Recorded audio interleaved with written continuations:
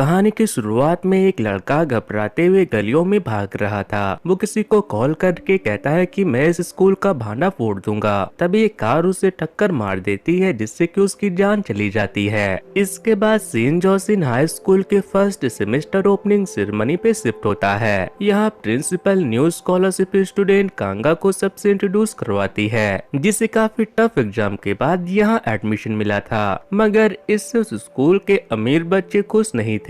उनका कहना था कि स्कूल के मालिक का बेटा रियान इसे नहीं छोड़ने वाला। तभी रियान की एंट्री होती है। लेट आने के बाद भी कोई उसे कुछ नहीं बोलता। सेरेमनी खत्म होने के बाद सबसे पहले वहाँ से रियान उठकर जाता है। इसके बाद ही सभी स्टूडेंट्स को जाने दिया जाता है। इसके बाद कांगा जब इंग्लिश क्लास में जाता है तो वहाँ 2-4 चेयर ही थी। दरअसल ये स्पेशल ए क्लास थी, जहाँ बेहद अमीर बच्चों को स्पेशल क्लास दिया जाता था। इसलिए कांगा को स्टैंडर्ड ए क्लास में जाना पड़ता है, पर वहाँ भी कोई उसे अपनी बगल वाली सीट पे बैठने नहीं देना चाह रहे थे। आखिर में कांगा को सबसे पीछे वाली सीट पे बैठना पड़ता है, जो कि थोड़ा टूटा हुआ था। दूसरी ओर हम रियान को उसके दो दोस्त वोजिन और हीरा के साथ देखते हैं। अकेले में हीरा रियान के नजदीक आकर कहती है कि जेई तुम्हें भाव नहीं दे रही तो क्या मैं उसकी जगह ले सकती हूँ, पर रियान उसे खुद से दूर करते हुए मना कर देता है। रात में हीरा जेई को पिक करने एयरपोर्ट जाती है। उनके बातों से हमें पता चलता है कि जेई 3 महीने तक यूएस में रहकर आ रही है और उसने इतने दिनों तक अपने सारे फ्रेंड्स के साथ साथ रियान को भी इग्नोर किया है। अगले दिन जेई के घर पे छोटी सी गेट टुगेदर होती है। यहाँ हमें पता चलता है कि जेई के डैड ने 2 शादियाँ की है। इस वजह से ह्यूग जेई का स्टेप ब्रदर है। वहीं अकेले में जेई के डैड उसके ड्रेसिंग सेंस पे सवाल करते हैं। वो उसे अपनी मॉम की तरह क्लासी वे में ड्रेसिंग करके आने को कहते हैं। जेई कहती है कि वो मेरी स्टेप मॉम है, जिससे उसके डैड भड़क जाते हैं और कहते हैं कि भूलो मत, उसने ही तुम्हें पाल पोस कर बड़ा किया है। फिर वो जेई की लिपस्टिक पोंछते हुए कहते हैं इसे भी बदल लेना, ये रेड लिपस्टिक मुझे तुम्हारी बायोलॉजिकल मॉम की याद दिलाती है। जेई के डैड के वहाँ से जाने के बाद गुस्से में वो अपना टॉप उतार कर फेंक देती है। फिर उसे थोड़ी देर पे कांगा कैंडी खाता हुआ दिखता है। कांगा बताता है कि मैं यहाँ पियानो बजाने आया हूँ। जे उसके बातों पे ध्यान दिए बिना कहती है कि अपनी शर्ट मुझे दे दो।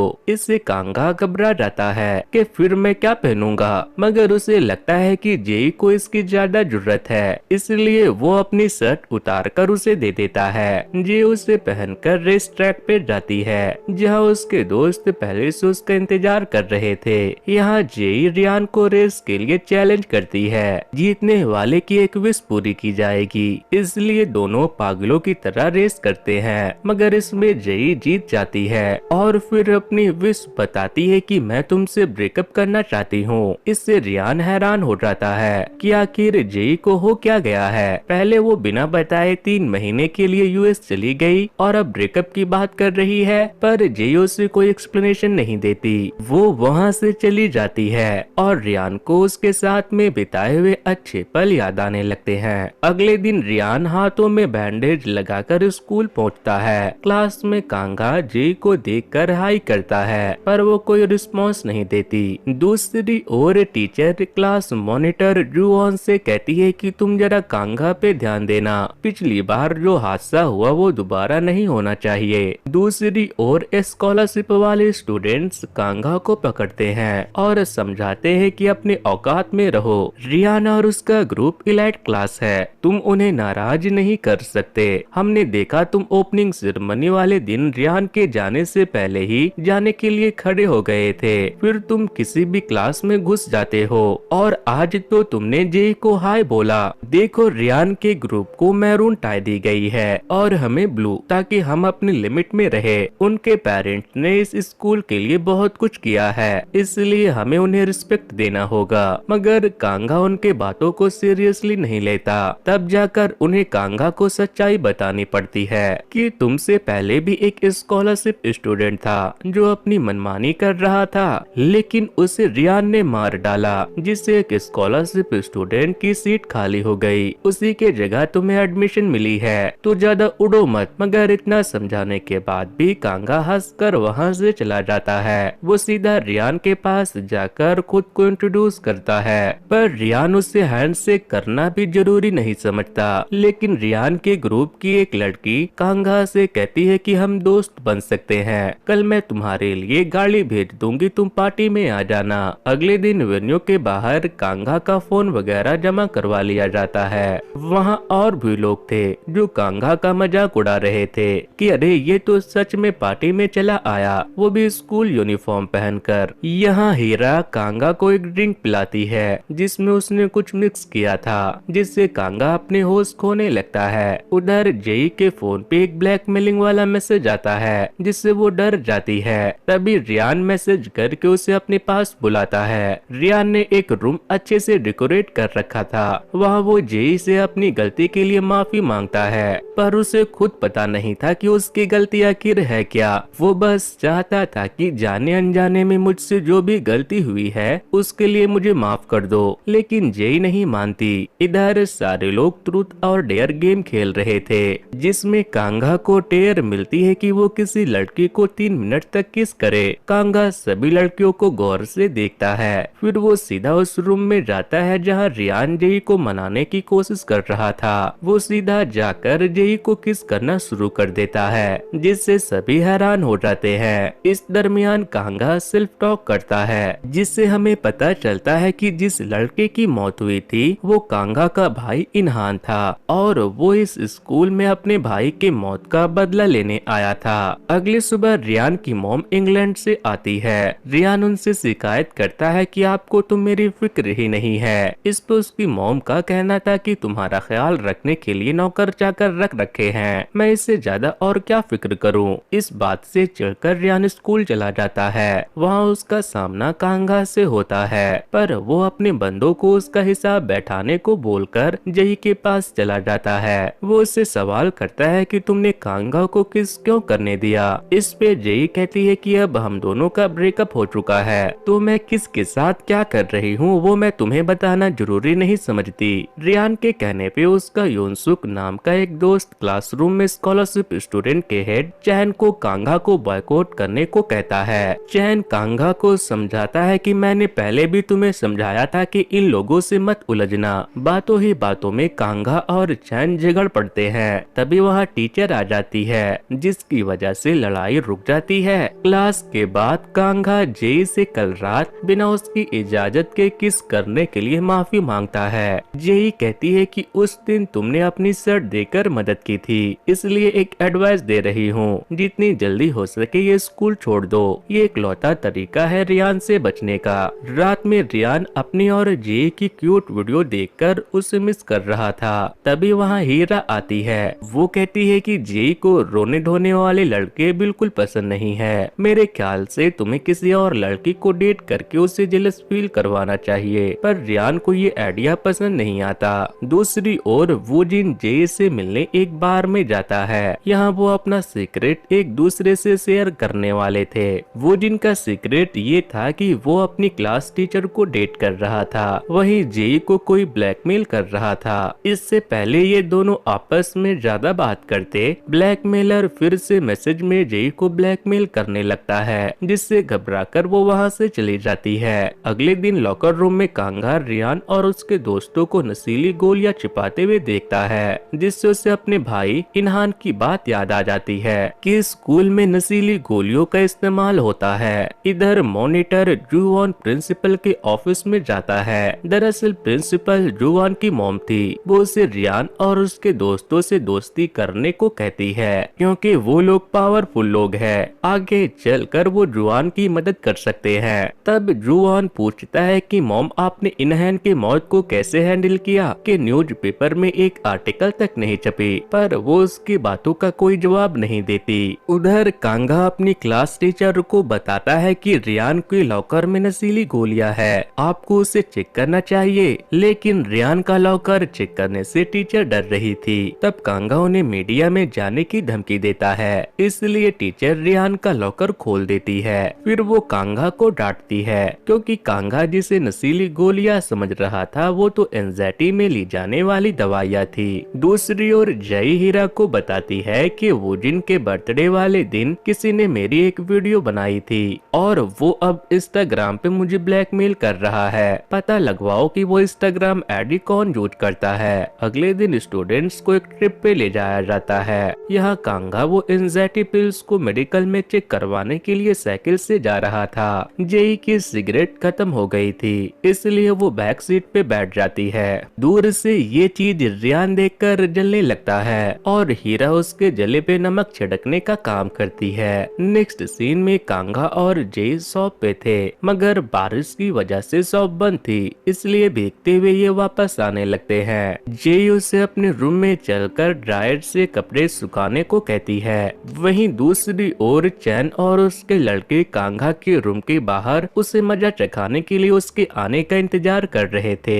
जब तक कांगा के कपड़े सूख रहे थे ये दोनों फिल्म देखने लगते हैं, मगर कांगा को नींद आ रही थी। वो जेई के कंधे पे सर रख के सोने लगता है। तभी जेई कहती है कि जब तुमने मुझे किस किया था तो मुझे बहुत अच्छा लगा था। ये सुनकर कांगा फिर से उसे किस करना चाहता है, पर तभी रियान वोजिन और प्रिंसिपल के साथ जेई के विला में आकर उन्हें रंगे हाथों पकड़ लेता है। प्रिंसिपल जेई को तो नहीं डांट सकती थी, पर वो कांगा को बहुत बुरी तरीके से ट्रीट करती है। अगले दिन वो सारे टीचर्स की मीटिंग बुलाकर कांगा को एक्सपेल कर रहे होते हैं। तब जेई आकर सबके सामने कहती है कि कांगा को अपने रूम में मैंने बुलाया था, अगर सजा देनी है तो मुझे दीजिए। इसके साथ ही वो रियान को भी साफ साफ कह देती है कि मैं कांगा को लैक करती हूँ, इसीलिए उसे परेशान करने के बारे में सोचना भी मत। ये सुनकर रियान आग बबूला हो जाता है और अपना सारा गुस्सा बॉक्सिंग करके निकालता है। अगले दिन कांगा को पिक करने जेई उसके घर आती है। फिर रास्ते में वो कांगा से पूछती है कि तुम ये ब्रेसलेट क्यों पहनते हो। दरअसल इनहान भी सेम ब्रेसलेट पहनता था, इसलिए जेई को कांगा पे शक हो रहा था कि ये दोनों आपस में कनेक्टेड है, मगर कांगा उसे बताता है कि ये मेरे म्यूजिक बैंड का ब्रेसलेट है। इसके बाद स्कूल के अंदर ये दोनों हाथ पकड़कर इंटर करते हैं, जिससे सभी स्टूडेंट इनकी फोटो क्लिक करके सोशल मीडिया पे वायरल कर देते हैं। इस पे हीरा अपने दोस्तों को कहती है कि क्या हुआ अगर जेई कांगा के साथ है, हो सकता है रियान को भी जेई से अच्छी कोई मिल गई हो। तब किम नाम का लड़का हीरा को एक चॉकलेट बॉक्स देता है। दरअसल वोजिन के बर्थडे पार्टी में हीरा किम के साथ सोई थी, उसके बाद से ही वो हीरा का दीवाना हो गया था, मगर अब हीरा उसे भाव नहीं दे रही थी।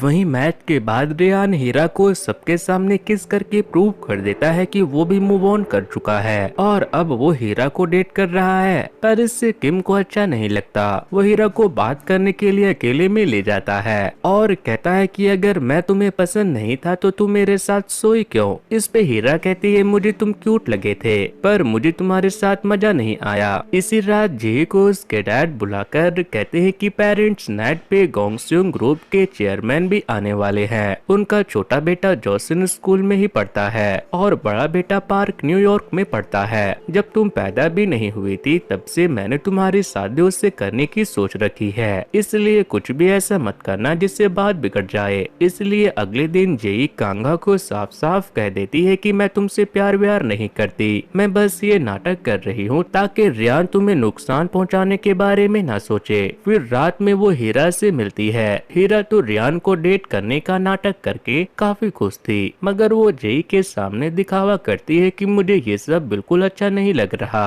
वो तो तुमसे ब्रेकअप के बाद रियान काफी अपसेट था, इसलिए जब उसने मुझे किस किया तो मैं उसे रोक नहीं पाई। तब जेई उसे समझाती है कि तुम्हारा रियान के साथ कोई फ्यूचर नहीं है, इसलिए तुम उससे अलग हो जाओ। नेक्स्ट सीन में स्कूल में पेरेंट्स नाइट अरेंज की जाती है। यहाँ कांगा अपने म्यूजिक बैंड के साथ आता है। जब वो जेई को देखता है तो उसकी खूबसूरती की जम के तारीफ करता है। इस पे जेई कहती है कि हमारे नजदीक कोई नहीं है, इसलिए तुम्हें नाटक करने की जरूरत नहीं है। मगर कांगा नाटक नहीं कर रहा था, वो अपनी जेन्युइन फीलिंग बता रहा था। जेई का मूड पहले से ही खराब था और इसी वक्त हीरा उससे कहती है कि मेरे डैड तुम्हारे डैड से मिलना चाहते हैं, क्या तुम उन्हें इंट्रोड्यूस कर दोगी। मगर जेई कहती है कि डैड बिजी है। इससे हीरा को बहुत बुरा लगता है। वो देखती है कि जेई के डैड कुछ बिजनेसमैन से बात कर रहे हैं। उसी वक्त वो जेई के डैड को कांगा से ये कहकर मिलवा देती है कि ये जेई का बॉयफ्रेंड है जो स्कॉलरशिप स्टूडेंट है। इससे जेई के डैड शर्मिंदा हो जाते हैं। घर आने पे पे जेई अपने डैड को बताती है कि वो एक गरीब स्टूडेंट है, इसलिए मुझे उस पर रहम आ गया था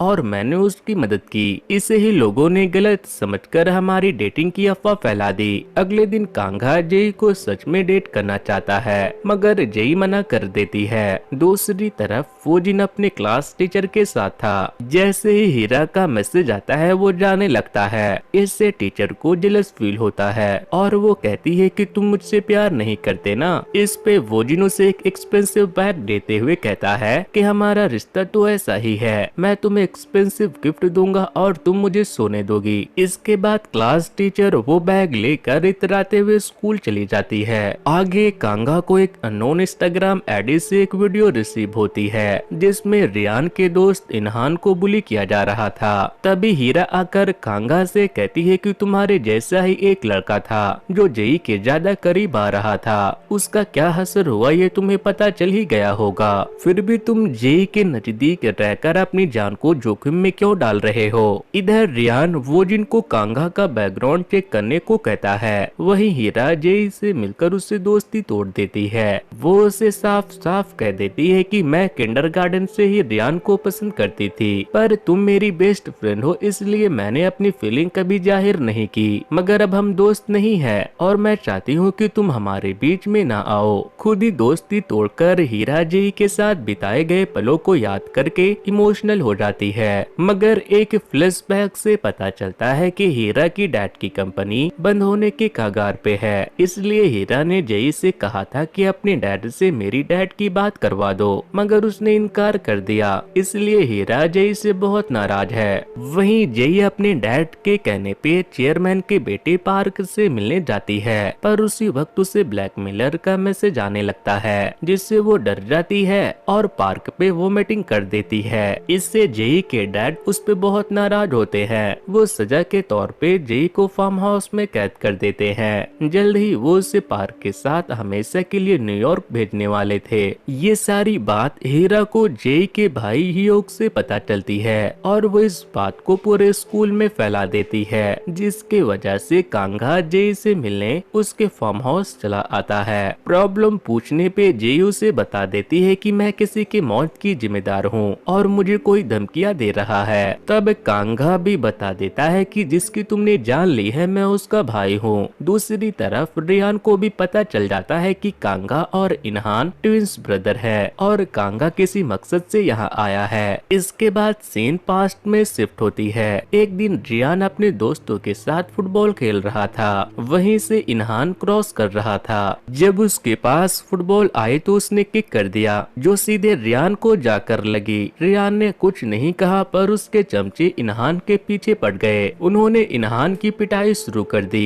खुद को बचाने के लिए वो भागकर लाइब्रेरी में छिप गया। वहीं जेई किसी बात से रो रही थी। तब इनहान उसे कैंडी देकर उसे बातें करता है, जिससे जेई का मूड ठीक हो जाता है। इस तरह से इन दोनों के बीच में दोस्ती हो जाती है जो रियान और उसके दोस्त को बिल्कुल पसंद नहीं आती। प्रेजेंट में कांगा सारी सच्चाई जानना चाहता है, पर तभी वहाँ रियान आकर उसकी पिटाई करना शुरू कर देता है। जेई उन दोनों को फाइट रोकने को कहती है, पर दोनों सुनने को तैयार नहीं थे, इसलिए वो जोर से चीखती है। तब रियान उसे हक करके कहता है कि मुझे माफ कर दो, मुझे तुम्हें अकेला नहीं छोड़ना चाहिए था। अगले दिन स्कूल में हल्ला हो जाता है कि कांगा और इनहान ट्विंस ब्रदर थे। उनके अंकल का कोई बच्चा नहीं था, इसलिए उन्होंने कांगा को अडॉप्ट कर लिया था। इसी वजह से स्कूल को कांगा पे शक नहीं हुआ, क्योंकि इनका गार्डियन नेम और एड्रेस अलग अलग था। वहीं प्रिंसिपल और क्लास टीचर मिस हान कांगा को समझाते हैं कि उसे दूसरे स्कूल ट्रांसफर किया जा रहा है, क्योंकि कांगा के यहाँ रहने से स्टूडेंट को बार बार इनहान की याद आएगी, जिससे उनकी मेंटल पीस खराब होगी। स्कूल की बात मानने पे कांगा को कुछ और बेनिफिट दिया जाएगा, मगर कांगा इस स्कूल में पढ़ने की जिद करता है। इस पे प्रिंसिपल कहती है कि हम अच्छे से बात को संभालने की कोशिश कर रहे हैं, अगर तुम्हें ऑफर मंजूर नहीं है तो हम डायरेक्टली भी स्कूल से निकाल सकते हैं। पर प्रिंसिपल को नहीं पता था कि कांगा अपने फोन में सारी बातें रिकॉर्ड कर रहा है। वो उसे दिखाकर मीडिया के पास जाने की धमकी देता है, जिससे प्रिंसिपल डर जाती है। नेक्स्ट सीन में रियान वोजिन से कहता है कि अब से मैं जेई को कभी अकेला नहीं छोड़ूंगा। इस पे वोजिन कहता है कि फिर फिर हीरा का क्या होगा, उसने तो तुम्हें प्रपोज किया है। जिस पे रियान कहता है कि मैं और जेई हमेशा हीरा के अच्छे दोस्त बनकर साथ रहेंगे और तुम्हें दोस्त से कुछ ज्यादा बनना होगा। फिर वो जेई से मिलने जाता है और उसे भी समझाता है कि चाहे जो भी हो जाए हम दोनों को एक साथ रहना चाहिए, मगर जेई मना कर देती है क्योंकि वो अपने डैड की बात मानकर न्यूयॉर्क जाने वाली थी। जब वो घर आती है तो देखती है कि हीरा पहले से उसका इंतजार कर रही है। दरअसल उसने जेई के जाने की खुशी में स्कूल में फेयरवेल पार्टी रखी है। वो उसी का इनविटेशन कार्ड जेई को देने आई थी। अचानक जेई उसे हग कर लेती है क्योंकि जिस दिन फेयरवेल पार्टी रखी गई थी उसी दिन जेई की फ्लैट है, इसलिए वो नहीं आ पाएगी। इसके बाद रिवील होता है कि अब तक जेई को ब्लैकमेल करने वाला कोई और नहीं बल्कि क्लास मॉनिटर यानी प्रिंसिपल का बेटा जू वॉन है। दरअसल प्रिंसिपल सबकी जासूसी कर रही थी पर उन्हें नहीं पता था कि उनका बेटा उनकी जासूसी वाली फाइल्स चोरी करके जेई को ब्लैकमेल कर रहा है। इससे जेई परेशान हो जाती है। आगे वो इनहान के मौत के लिए खुद को जिम्मेदार समझ रही थी। उसे लग रहा था कि उसकी और इनहान के दोस्ती की वजह से उसे इस हद तक बुली किया गया कि वो जिनके बर्थडे पार्टी वाले दिन उसे बीच पार्टी में से भागना पड़ा, जिसकी वजह से रोड एक्सीडेंट में उसकी मौत हो गई। इसके बाद वो अपनी ब्लैकमेलिंग वाली बात कांगा को बताकर उससे मदद मांगती है। उधर रियान के कहने पे वो जिन हीरा से फ्लर्ट करना शुरू कर देता है। आज हीरा की कार उसे पिक करने नहीं आई थी, इसलिए वो उसे घर ड्रॉप करने के लिए जाने लगता है। ये चीज क्लास टीचर मिस हान नोटिस करके वो जिन को कॉल भी करती है पर वो उनका कॉल इग्नोर कर देता है। घर पहुंचने पे हीरा देखती है कि ऑफिशियल ने उसके घर के सारी चीजें सीज कर दी है। उनका घर नीलाम होने वाला है क्योंकि उसके डैड बैंकरप्ट हो गए थे।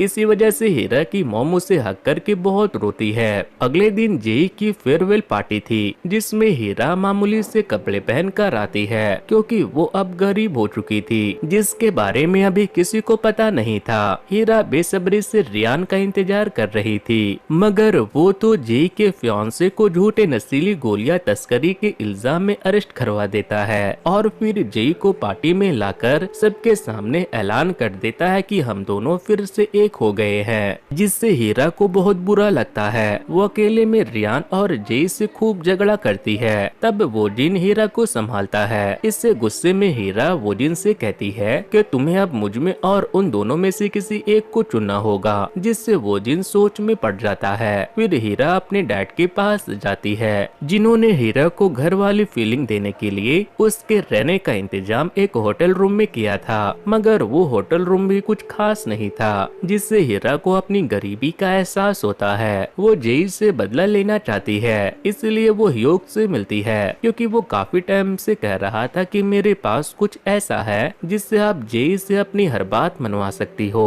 वो उसे अपनी स्टेप सिस्टर की प्राइवेट वीडियो दे देता है जिससे हीरा को ह्योक से घिन आने लगती है। वो उसे स्लैप करके वहाँ से चली जाती है। दूसरी ओर कांगा को पता चलता है कि जूवोन ब्लैकमेलर है। दरअसल वो स्कूल में चलने वाले हायरार्की से नफरत करता है। इसमें स्टूडेंट को तो बुली किया ही जाता था, साथ ही टीचर को भी अमीर बच्चे अपने हिसाब से ट्रीट किया करते थे। और इस स्कूल में सबसे अमीर रियान, जेई और वोजिन थे। वोजिन के डैड इस बार इलेक्शन में खड़े होने वाले थे। नेक्स्ट सीन में रियान अपनी मॉम को जाकर बता देता है कि वो जेई को डेट कर रहा है और उसी से शादी करना चाहता है, पर उसकी मॉम बिल्कुल शौक नहीं होती। ऐसा लग रहा था जैसे उन्हें पहले से ये पता था। वो उससे कहती है कि तुम मेरे साम्राज्य के वारिस हो, तुम ऐसे ही किसी लड़के से शादी नहीं कर सकते, तुम्हें अपनी रिस्पॉन्सिबिलिटी समझनी होगी और फ्यूचर में मेरी पसंद की लड़की से शादी करनी होगी, जिसके लिए रियान साफ मना कर देता है। दूसरी ओर क्लास टीचर मिस हान वो जिन से मिलने उसके अड्डे पे जाती है। वो उसी कार से ड्राइव करके आई थी जिससे इनहान का एक्सीडेंट हुआ था। मिस हान ने उससे रिपेयर करवा दिया था। वो जिन उसे ये कार यूज करने से मना करता है, साथ ही वो मिस हान से ब्रेकअप कर लेता है। वहीं रियान जब स्टडी कर रहा होता है तो उसे भी अपनी प्राइवेट वीडियो रिसीव होती है जिससे वो आग बबूला हो उठता है। वो अपने स्टाफ से ये वीडियो भेजने वाले का पता लगाने को कहता है, वरना वरना वो उन्हें काम से निकालने की धमकी देता है। अगले ही दिन वो स्कूल में जेई को उस वीडियो के बारे में बताते हुए कहता है कि जिसने भी ये गिरी हुई हरकत की है मैं उससे नहीं छोड़ने वाला, तुम बस मेरा साथ देना, मैं तुम्हें प्रोटेक्ट करूंगा।